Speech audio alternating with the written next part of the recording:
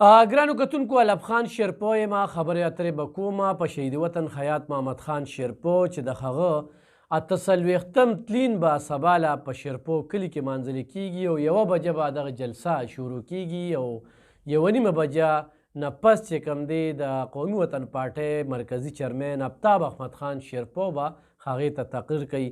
په دغه کې به صوبایي چیرمن سکندر حیات خان شیرپو او دغه شانتي صوبایي مرکزي قایدین ورسره د 400 کارکنان چې هغه دې وخت کې لګیا دي او سړکونو باندې دغه فلیکسونه لګوي، بینرې لګوي، جنډې لګوي او شیرپو دې وخت کې چې کومه ناوې شوې ده یا کومه سما وړاندې کوي نو هر کال چې دغه کلیزه مانځلې کیږي 48 کاله مسلسل د شهید وطن خیاط محمد خان شیرپو دغه تلین مانځلې کېدو په موقع باندې د پښتونخوا او د پاکستان د لرې برې نه خلک راځي. د هغې غټه وجه دغه ده چې شهید وطن خیاط محمد خان شیرپو د پښتونخوا او بلکې د پاکستان هغه لیډر او چې لومبنی د ترهګرۍ ښکار شو په پیښور پوهنتون کې سټوډنټانو ته خطاب کوي او د دغه خطاب دوران کې د بمي چاودنې ښکار شو. نو لومبنی قرباني ورکړې د همدغه وجه ده چې هغه ته شهید وطن وی. نو شهید وطن خیاط محمد خان شیرپو جون چې کوم دی هغه نه یوازې د پارټۍ کارکنان د پارټۍ لیډران بلکې قومي وطن پارټي مخالفین هم د هغه د کار اعتراف کوي، د هغه د خدماتو، د هغه د اخلاقو او د هغه د ژوند. په دې وخت کې خو موږ وګورو په 400 کې چې څومره زاړه پلونه ګورئ، خو هغه د چوتي پل دی، خو هغه د زانګو پل دی، خو هغه داسې ډیرې زرداد ته ځي، نیستې ته ځي، داسې چې کوم دی نو په پیښور راځي، په مردان راځي، دا دغه کارنامې دي. په پیښور کې خیاط آباد یادیږي، دا د شهید وطن خیاط محمد خان شیرپو کارنامه ده. دغه شانتي خیاط ټیچنګ هسپتال چې دی نو دا بنیاد هغې ښودلی شو. هغه په نوم باندې په کراچۍ کې هم کالوني شته دی، په اسلام آباد کې هم کالوني شته دی، په لاهور کې هم شیرپو کالوني شته دی. حیات خان د ذوالفقار علي بټو د څنګ ملګرو چې کله په پښتونخوا کې د پیپل پارټۍ بنیاد ایښودی کېده نو دغه بانی رکن هغه حیات محمد خان شیرپو شهید و.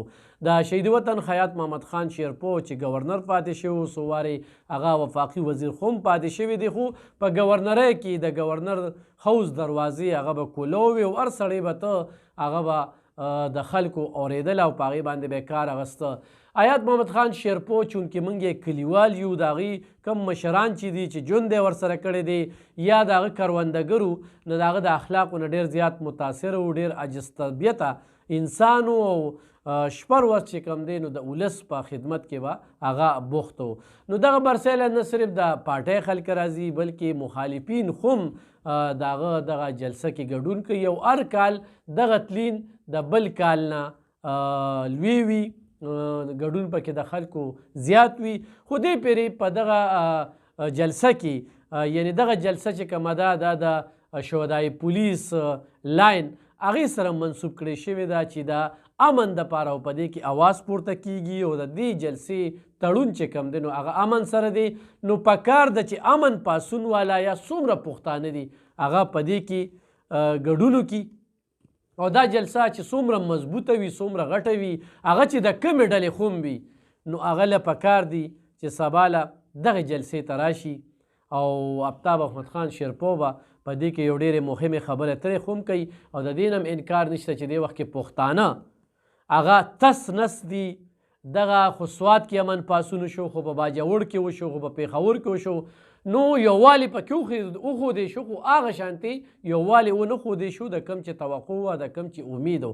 نو سبانې دا جلسه چې کومه ده چې څنګه دغه شهدا ته منسوب کړې ده، څنګه چې امن نوم ورکړی دی چې موږ په دې خپله خوره باندې امن غواړو نو پکار ده چې ټول پښتانه خو هغه د عوامي نشنل پارټۍ وي او هغه د بلې ډلې وي، خو چې پښتون دی نو هغه د دغه جلسې له راشي، دغه جلسه یې درنه کړي چې دغه ځای نه یو پیغام لاړ شي ادارو ته، ریاست ته، مرکز ته چې او پښتانه یو موټی دي. ووټ ستاسو خپله خوښه چاله ووټ ورکوئ، نظریه ستاسو خپله ده، چا سره هم نظریه وي. خو یو حیات محمد خان شیرپو هغه لومبنی واحد سیاسي لیډر چې هغه دغه ترهګرۍ ښکار شوی دی، بمي چاودنې ښکار شوی دی. د نن نه 48 کاله وړاندې نن هم د ولس په زړونو کې هغه ژوندی دی. نوي کول ته به اګر چې پته نه وي، نوي کول ته دا هم پته نشته چې عبدالغفار بابا څوک دی، خو باچا خان پیژني، دویم نوم یې نه پیژني. نو دغه شانتي وي دلته کې زمونږ کومه نور کلیزې د باباګانو مانځلې کېږي، په هغې باندې هم په بل وخت باندې خبرې اترې کوو. خو سبانۍ جلسه دا پښتنو دپاره ډیره مهمه ده. نو ټول پښتانه دې په یو هیډ سره په دغه جلسه کې ګډون کړي، دا جلسه دې کامیابه کړي. موږ 400 امن پاسون دپاره پېښور ته نشو تللی، سوات ته نشو تللی، باجوړ ته نشو تللی، نوښار ته نشو تللی. نو پکار ده چې په دې خپل کلي کې زمونږ 22 لاک نه زیات پښتانه دي په دې 400 کې. نو چې دوی خو ګډون کړي او په خاصه توګه شرپاوالو له پکار دي چې زمونږ غیرت دی، زمونږ عزت دی. زیم خلکو له پکار دي چې کلم وزارت راغلی، کلم موقع راغلی ده، نو د دغه ولس خدمت یې کړی دی. نو پکار دا ده چې سبا ورځ خو چوټیو کې دا وخت ورکې چې په 15,000 نوکرو کې 2,500 ووټ ورکوي، نو وردا زیاتې کوي. نو نه دی پکار چې سبا له میلمانه راځي د هغوی ته هرکلي ووایي او د نظم و ضبط نه کار واخلی. څومره کسان چې راځي سکیورټي ښه پل پروف انتظامات شوي دي.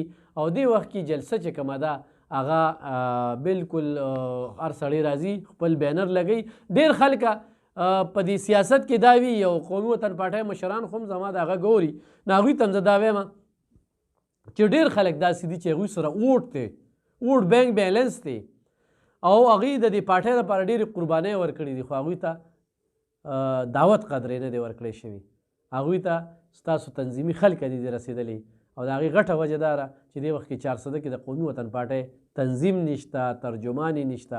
نو دا کمزوری دا هم ویستل پکار دي. خو زه چې خبرې اترې کوم هغه په شهیدي وطن خیاط محمد خان شیرپو باندې کومه چې هغه د هر چا لیډر و، د هر پښتون لیډر و، هر پښتون یې خوښوي. دویم دا ده د امن پاسون په حوالې سره خبرې کوم چې موږ په دې خپله خوره امن غواړو. نو دې دپاره ټولو ته زه دعوت ورکوم چې په دې جلسه کې ګډون وکړي او شهیدي وطن خیاط محمد خان شیرپو ته خراج تحسین وړاندې کړي او د عقیدت پرزونې ورته وړاندې کړي. دا ویډیو د سره شیر کړي، ډېره مننه، خوشحاله اوسئ. ورسره کتونکو دا خبره خو هم کوم، خو یو سړی و چې ما ته دعوت نه دی میلاو شوی، هغه د دې پارټۍ کارکون دی او پارټۍ سره وي، نو هغه د ځان ته دا انا نه ودرئ. ځکه بیا ویم چې خیاط محمد خان شیرپو د 400 پهر و، د پښتونخوا پهر و. نو پکار ده چې 400 خو په دې کې ضرور ګډون وکړي. اجازت پاخلم په دې شعر سره، څو شعرونو سره، او دا شعرونه به چې کوم دی نو ډالۍ کومه. وي لکه کاروان په تورو شپو تیریږي، داسې موخ کې په لیمو تیریږي، او زړګي راز د مینې پټ وساته، خیر دی کو جون په اسویلو تیریږي. او چې یو غریب شي بل ترې یار جدا شي، وایه چې څه به په هغو تیریږي. او په جون به نه درځم، او په جون به نه درځم چې ته خوشحال یې، حمزه به مړ ستا په کوڅو تیریږي. ډېره مننه دا ویډیو سره